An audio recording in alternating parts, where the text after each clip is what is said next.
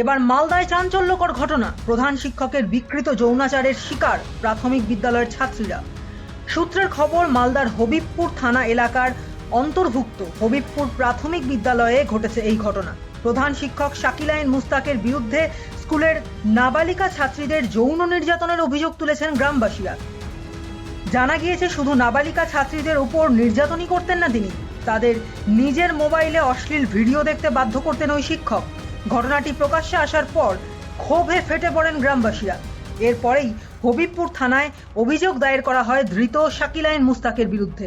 ক্ষুব্ধ গ্রামবাসীদের হাত থেকে কোনো মতে ওই শিক্ষককে উদ্ধার করে পুলিশ। হবিবপুর থানার অন্তর্গত এলাকায় একটি স্কুলে, প্রাইমারি স্কুল, আমার মেয়ে ওখানে পড়ে। ওখানকার একটা টিচার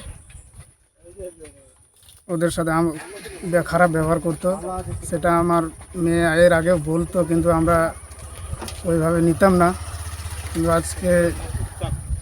কালকে সন্ধ্যায় শুনলাম যে